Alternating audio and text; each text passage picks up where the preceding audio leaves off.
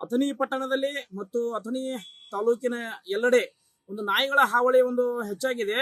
ಇದಕ್ಕೆ ಸಂಬಂಧಪಟ್ಟ ಇಲಾಖೆ ಅಧಿಕಾರಿಗಳು ಈ ನಾಯಿಗಳ ಹಾವಳಿಗಳನ್ನ ತಡೆಗಟ್ಟಲು ತಾವು ಮುಂದಾಗಬೇಕಂತ ಈ ಸಂದರ್ಭದಲ್ಲಿ ಹೇಳ್ತೇವೆ. ಏನ್ ಸಮಸ್ಯೆ ಆಯ್ತು ಸರ್?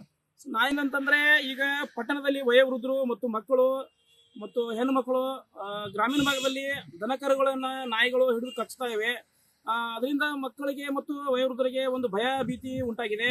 ಅದನ್ನ ಸಂಬಂಧಪಟ್ಟ ಇಲಾಖೆ ಅಧಿಕಾರಿಗಳು ನಾಯಿಗಳ ತಡೆಗಟ್ಟುವಲ್ಲಿ ಒಂದು ಕಾರ್ಯಕ್ಕೆ ಮುಂದಾಗಬೇಕು. ಇಲ್ಲದಿದ್ರೆ ನಾವು ಅದರ ಸಂಬಂಧಪಟ್ಟಂಗೆ ಒಂದು ಹೋರಾಟ ಮಾಡಕ್ಕೆ ಸಿದ್ಧರಿದ್ದೇವೆ.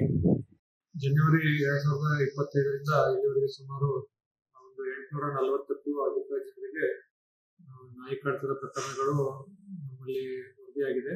ಇದಕ್ಕೆ ಸಂಬಂಧಪಟ್ಟಂಗೆ ನಾವು ಪ್ರಾಥಮಿಕ ಆರೋಗ್ಯ ಕೇಂದ್ರ ಮತ್ತು ಸಮುದಾಯ ಆರೋಗ್ಯ ಕೇಂದ್ರ ಮತ್ತು ಸಾರ್ವಜನಿಕ ಆಸ್ಪತ್ರೆ ಅಥಣಿಯಲ್ಲಿ ಅದಕ್ಕೆ ಸಂಬಂಧಪಟ್ಟಂತ ನಾವು ಆಂಟಿ ರೇಬಿಸ್ ವ್ಯಾಕ್ಸಿನ್ ಅನ್ನ ಮತ್ತು ಹೆಚ್ಚು ಕಡಿತಕ್ಕೆ ಒಳಗಾದಂತವರಿಗೆ ರೇಬಿಸ್ ಇಮ್ಯುನೋಗ್ಲೋಬಿನ್ ಇಂಜೆಕ್ಷನ್ ಅನ್ನ ಸುಮಾರು 5385 ಡೋಸ್ಗಳನ್ನ ನಾವು ನೀಡಿದ್ದೀವಿ.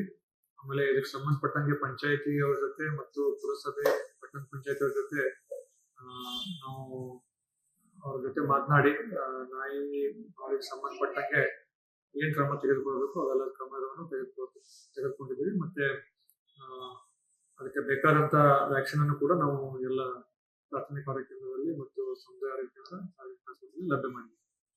Thank you sir.